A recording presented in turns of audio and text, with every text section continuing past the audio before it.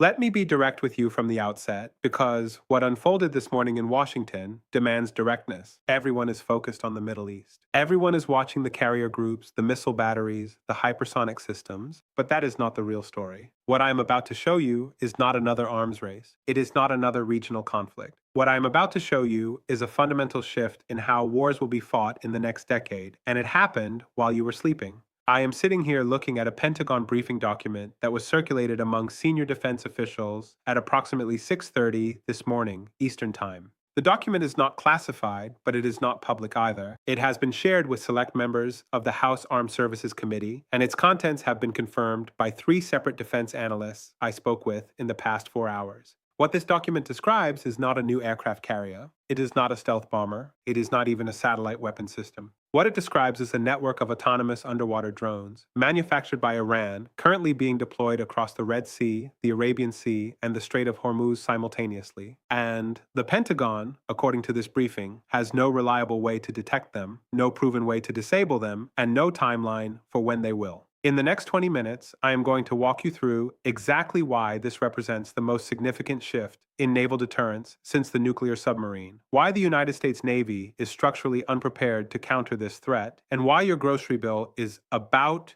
to reflect a crisis most Americans do not even know is happening. This is the analysis you are not getting from mainstream outlets. Subscribe now if you have not already, because what we are about to cover is being actively debated inside the Pentagon at this very moment, and the implications stretch far beyond the Middle East. Let's start with the technology itself, because understanding what Iran has built requires understanding what makes the system fundamentally different from anything the United States currently deploys. These are not traditional submarines. They are autonomous underwater vehicles, or AUVs, ranging from 4 to 7 meters in length. To put that in perspective, a standard American torpedo is approximately 6 meters long. These Iranian drones are roughly the same size, but they are not torpedoes. They are mobile, intelligent platforms capable of independent navigation, target identification, and decision-making without real-time human control. According to a technical assessment published by the International Institute for Strategic Studies in late March, these drones use a combination of inertial navigation, passive sonar, and machine learning algorithms to patrol designated areas for weeks at a time. They do not need to surface. They do not emit radio signals. They sit silently on the seabed or drift with ocean currents, waiting. When a target enters their operational zone, they activate, identify the vessel using acoustic signature databases, and either track it, report its position to a central command node, or, in certain configurations, engage it directly. The cost of each unit, according to reporting by Defense Security Asia and confirmed by Iranian state media, is estimated at approximately $150,000 to $300,000. Compare that to the cost of an American MQ-9 Reaper drone, which runs about $32 million. Compare it to the cost of a single Arleigh Burke-class destroyer, which exceeds $2 billion. The asymmetry is staggering. Iran can deploy 50 of these drones for the cost of a single American surface vessel. And here's the critical detail. American destroyers, with all their advanced sonar and anti-submarine warfare capabilities, are optimized to detect large, noisy, nuclear-powered submarines traveling at high speeds. They are not optimized to detect small, silent, stationary objects sitting on a cluttered seabed in shallow water. Subscribe if you are watching this and realizing you are not getting this level of analysis anywhere else. Now, let's talk about what Iran has actually deployed and why the Pentagon is calling this morning's briefing an urgent reassessment. Announcement number 1, the Distributed Deployment Network. And this one matters more than anything else because it fundamentally changes the calculus of naval superiority in the region. According to the Pentagon briefing document, Iranian forces have deployed an estimated 40 to 60 of these autonomous drones across 3 separate maritime zones in the past 11 days. Not 11 months, 11 days. The deployment happened during a period when Western satellite coverage was focused on Iranian nuclear facilities and missile production sites. It happened during a diplomatic window when European negotiators were in Tehran discussing sanctions relief. And it happened so quietly that the first confirmation the United States had of the deployment was not from intelligence satellites or submarine tracking. It was from a Maersk container ship that reported an unexplained sonar contact off the coast of Oman on April 28th. The Red Sea deployment is estimated at 15 to 20 units, concentrated near the Bab el-Mandeb Strait, the choke point connecting the Red Sea to the Gulf of Aden. The Arabian Sea deployment is estimated at another 20 units, spread along shipping lanes between the Strait of Hormuz and the Indian subcontinent. And the Strait of Hormuz itself, according to multiple regional maritime security sources, now contains between 10 and 25 drones positioned at critical depth zones where the strait narrows to just 33 kilometers wide.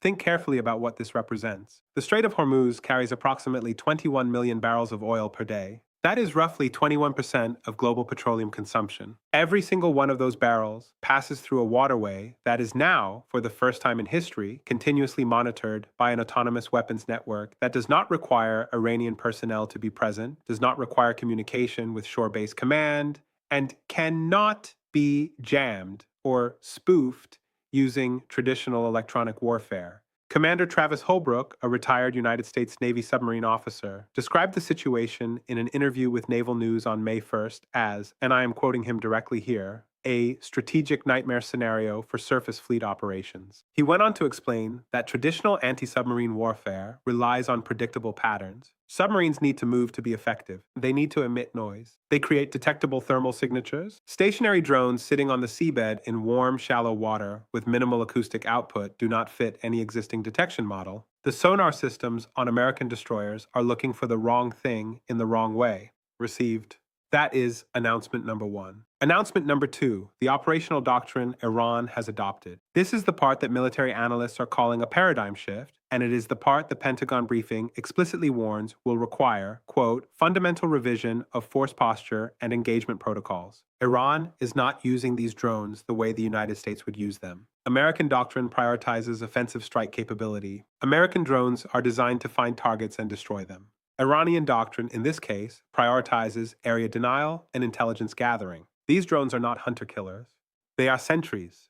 They sit in place, monitor traffic, collect data on ship movements, acoustic signatures, patrol patterns, and transmit that information back to command nodes whenever they briefly surface or connect to underwater communication relays. According to an analysis published by the Middle East Institute on April 30th, this strategy transforms the entire Persian Gulf into what military theorists call a transparent battle space. Every American ship, every Allied vessel, every commercial tanker moving through these waters is now visible to Iranian forces in near real time. The United States Navy, despite its technological superiority, despite its satellite networks, and its $5 billion Virginia-class attack submarines, cannot achieve the same level of persistent surveillance because American systems are designed for deep-water, open ocean operations. They are not designed for the shallow, cluttered, high-traffic environment of the Persian Gulf. The second element of this doctrine is deterrence through uncertainty. If you are the captain of a commercial tanker approaching the Strait of Hormuz, you now have to operate under the assumption that your ship is being tracked by multiple autonomous systems that may or may not be armed, that may or may not engage, depending on political decisions made in Tehran. Insurance companies understand this. Lloyd's of London increased risk premiums for Strait of Hormuz transit by 18% in the last 72 hours, according to Bloomberg reporting.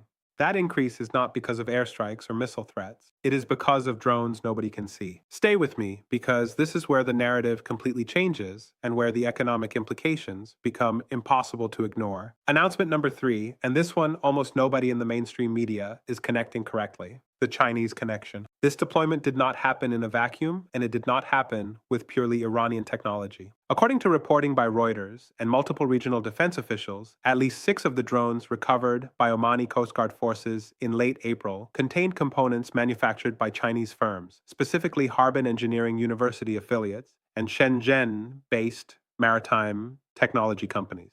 China has been exporting autonomous underwater vehicle technology to Iran since at least 2022 under the framework of the Iran-China Strategic Partnership Agreement signed in March 2021. That agreement, which most Western media dismissed as symbolic, included specific provisions for technology transfer in the fields of maritime surveillance, port infrastructure, and what the agreement vaguely described as dual-use oceanographic research. We are now seeing what dual-use oceanographic research actually means. It means giving Iran the technical foundation to deploy a distributed autonomous weapons network that fundamentally challenges American naval dominance in the region. The reason this matters is the same reason the war in Ukraine matters, the same reason the Taiwan Strait matters, the same reason every regional conflict in the last 5 years matters. because these are not isolated events. They are stress tests. China is watching how the United States responds to Iranian drone deployment in the Persian Gulf because China is preparing to deploy similar systems in the South China Sea, the East China Sea, and the waters surrounding Taiwan. If the United States cannot counter this threat in the Middle East, where it has had continuous naval presence for decades, where it has allied port facilities, where it has extensive intelligence infrastructure, then it certainly cannot counter the same threat in the Western Pacific, where China has home field advantage, received.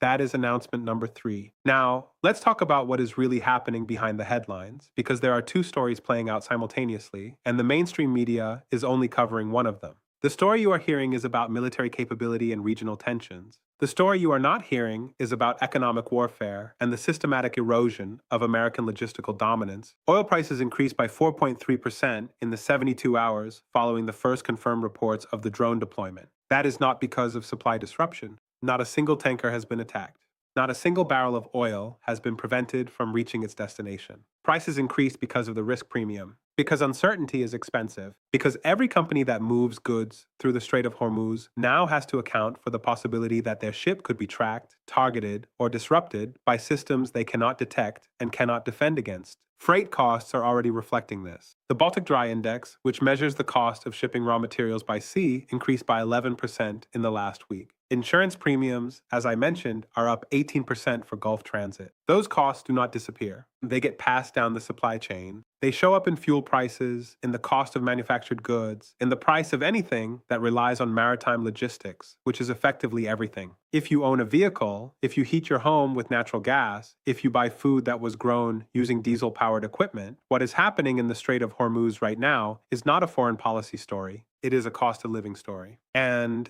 it is a story that is going to get worse before it gets better because the United States does not have a solution to this problem.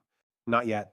The Pentagon briefing document I referenced at the beginning of this analysis includes a section titled Mitigation Strategies and Timelines. The document lists 4 potential responses. Option 1, deploy additional minesweeping assets to the region. Estimated timeline 6 to 8 weeks. Effectiveness, low to moderate, because these drones are not mines. They move, they adapt. Traditional minesweeping assumes static targets. Option 2, develop new detection protocols using low-frequency active sonar. Estimated timeline, 4 to 6 months for testing, 12 to 18 months for fleet-wide implementation. Effectiveness, unknown.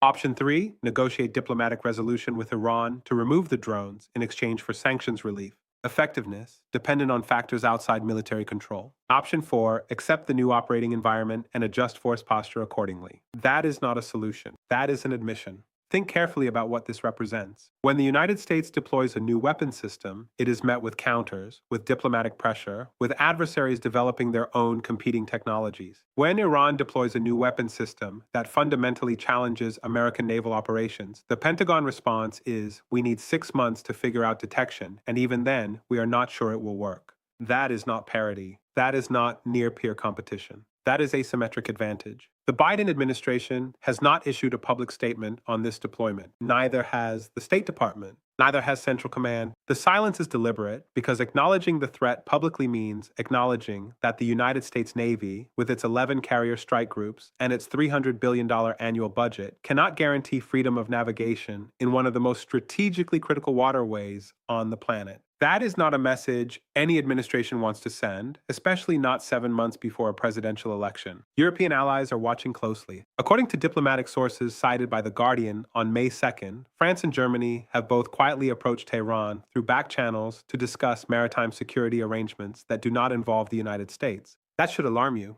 When America's oldest European allies begin negotiating independent security frameworks with Iran, that is not diplomacy. That is hedging. That is preparation for a world where American security guarantees are no longer reliable. This pattern has repeated throughout history, and every time it repeats, the outcome is the same: the Peloponnesian War. Athens and Sparta, the 2 dominant powers of the Greek world, went to war in 431 BC. The conflict lasted 27 years. Both sides exhausted their treasuries, depleted their populations, destroyed their alliances. And who won? Persia.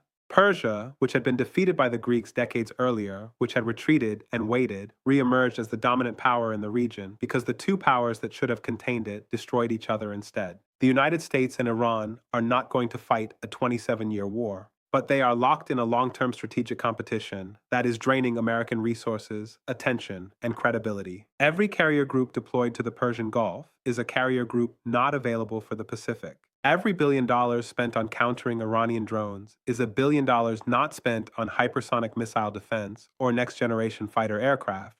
And while the United States and Iran exhaust themselves in this regional standoff, China is building the largest navy in the world, expanding its military bases across the Pacific, and preparing for a confrontation over Taiwan that will make the current crisis in the Middle East look minor by comparison. The parallel is not exact, but it is close enough. The United States is Athens, technologically superior, democratically governed, overextended. Iran is Sparta, strategically patient, willing to absorb costs, fighting on familiar terrain. And China is Persia, watching, waiting, learning, preparing to step into the vacuum when the two rivals have exhausted themselves. So where does this leave us? Let me give you 3 clear paths because there is no honest middle ground here. Path 1, diplomatic resolution. The United States and Iran negotiate a framework where Iran agrees to remove or deactivate the autonomous drones in exchange for sanctions relief, unfrozen assets, and security guarantees. This would require the Biden administration to reverse course on its maximum pressure approach, which is politically difficult 7 months before an election.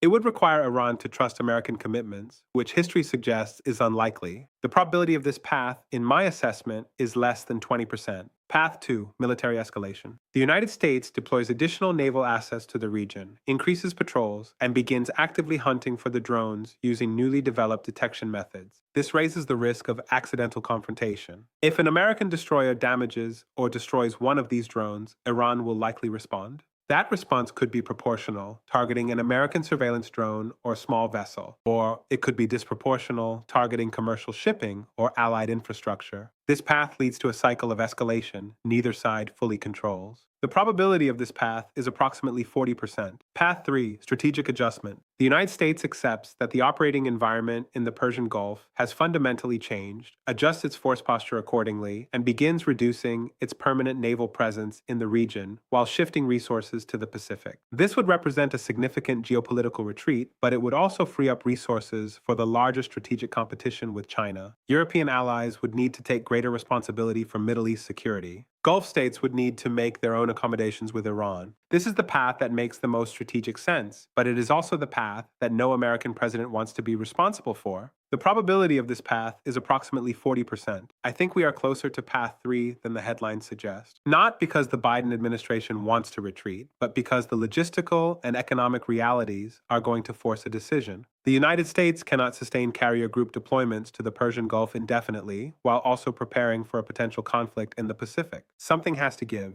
The question is whether that decision is made proactively, as part of a coherent strategy, or reactively, as a response to crisis. Here are the questions I want you to take away. First, if the Pentagon cannot reliably detect these drones in the Persian Gulf, how will it counter similar systems in the South China Sea? Second, what happens to global oil prices if Iran demonstrates the ability to disrupt shipping without firing a single shot, simply by creating enough uncertainty that insurance companies make transit economically non-viable? Third, how long can the United States maintain its security commitments in Europe, the Middle East, and the Pacific simultaneously without fundamentally restructuring its defense budget and force posture? Tell me in the comments what you think the administration does next. Tell me if you think we are on path 2 or path 3. We will keep tracking every development in the Persian Gulf, the South China Sea, and everywhere this technology proliferates, because that is what this channel does every single day. Subscribe now. Share this analysis with everyone in your network who is trying to understand what is really happening behind the headlines. Turn on notifications so you do not miss the next update, and we will see you in the next briefing.